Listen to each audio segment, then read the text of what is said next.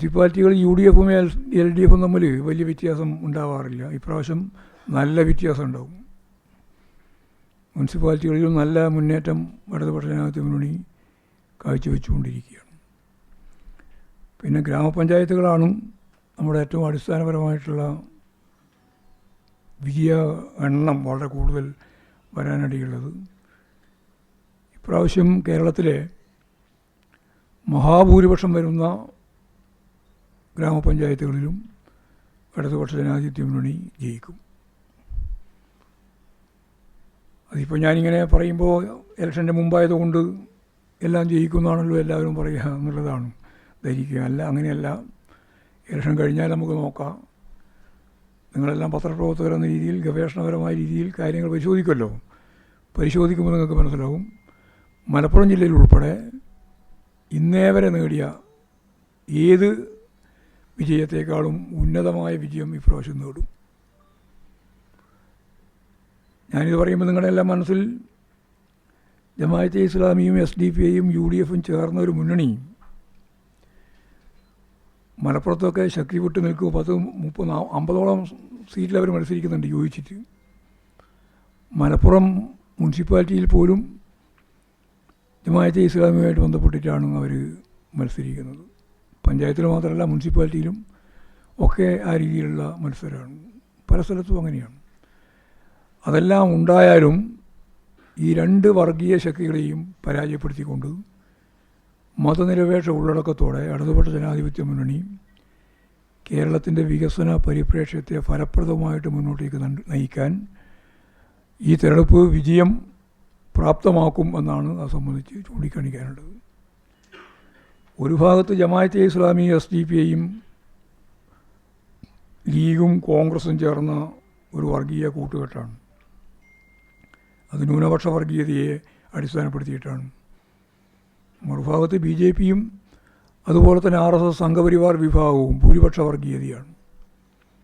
ഇത് രണ്ടും ശക്തിയായ രീതിയിൽ എതിർക്കുന്നത് ഇടതുപക്ഷ ജനാധിപത്യ മുന്നണിയാണ്, പ്രത്യേകിച്ച് CPIഎമ്മിനെയാണ്.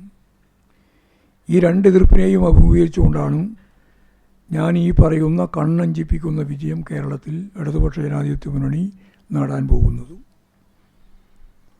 അതാണ് ഒരു പ്രധാനപ്പെട്ട രാഷ്ട്രീയ പ്രശ്നം എന്ന് രീതിയിൽ ചൂണ്ടിക്കാണിക്കാനുള്ളത്. ഒന്ന്.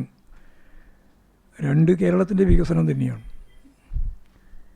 കേരളം ലോകത്തിന് മാതൃകയാവുന്ന രീതിയിലുള്ള വളർച്ചയിലേക്ക്, അടയാളപ്പെടുത്തലിലേക്കാണ് നീങ്ങുന്നത്. കഴിഞ്ഞ നവംബർ 1 കേരള പിറവി ദിനം ഒരു നവകേരള പിറവി ദിനം കൂടിയാണ്.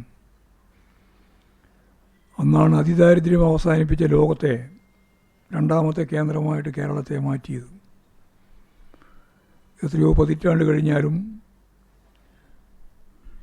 ഈ അതിദാരിദ്ര്യം അവസാനിപ്പിക്കാൻ ഇന്ത്യയിലെ മറ്റ് സംസ്ഥാനങ്ങൾക്ക് സാധിക്കുന്നതല്ല. നമുക്ക് 0.7% അതിദാരിദ്ര്യം ഉണ്ടായിരുന്നത് നീതി ആയോഗിൻ്റെ കണക്കിൽ. അതുകൊണ്ടാണ് ആ അജണ്ട കൈകാര്യം ചെയ്യാൻ നമുക്ക് സാധിച്ചത്. നമ്മുടെ തൊട്ടടുത്ത് നിൽക്കുന്ന തമിഴ്നാട്ടിൽ 18%. അവരാണ് രണ്ടാം സ്ഥാനത്തുള്ളത്. 0.7 നമ്മളെങ്കിൽ 18% മുതൽ 38% വരെയാണ് അതിദാരിദ്ര്യം. ഈ 38% അതിദാരിദ്ര്യമുള്ള UPയിലും മധ്യപ്രദേശിലും രാജസ്ഥാനിലും ബീഹാറിലൊക്കെ ഏത് കാലത്താണ് അതിദാരിദ്ര്യം അവസാനിപ്പിക്കാനാവുക? കേരളത്തിൽ അതിദാരിദ്ര്യം അവസാനിപ്പിക്കാനായി എന്നുള്ളത് പിണറായി വിജയൻ ഗവൺമെൻറ്റിൻ്റെ 2ാം ടേമിലെ ആദ്യത്തെ മന്ത്രിസഭാ യോഗത്തിലാണ് ആ അജണ്ട കൈകാര്യം ചെയ്തത്. അജണ്ട കൈകാര്യം ചെയ്യാൻ സാധിച്ചത് 0.7% മാത്രമേ ഉള്ളൂ എന്നുള്ളതുകൊണ്ടാണ്. ഒരു 10-20% ഉണ്ടെങ്കിൽ ഒരു തരത്തിലും നമുക്ക് ആലോചിക്കാൻ നമ്മുടെ അജണ്ടയിലേ വരില്ല. പക്ഷേ അത് ആ 0.7% എത്തിയത് കേരളത്തിൻ്റെ വളർച്ചയാണ്.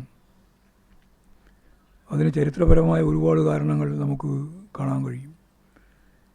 ഇന്ത്യയിലെ മറ്റിതര സംസ്ഥാനങ്ങളിൽ നിന്ന് വ്യത്യസ്തമായി കേരളം ഒരു പുതിയ തലത്തിലേക്കാണ് ഉയരുന്നത്. കേരളത്തിൻ്റെ വളർച്ച, വികാസം എന്ന് പറയുന്നത് അദാനിയുടെയും അംബാനിയുടെയും വളർച്ചയല്ല, സാധാരണ ജനങ്ങളുടെ ജീവിതം മെച്ചപ്പെടുത്തലാണ്. അതിലാണ് ഇടതുപക്ഷത്തിൻ്റെ ഊന്നൽ, അതാണ് ബദൽ.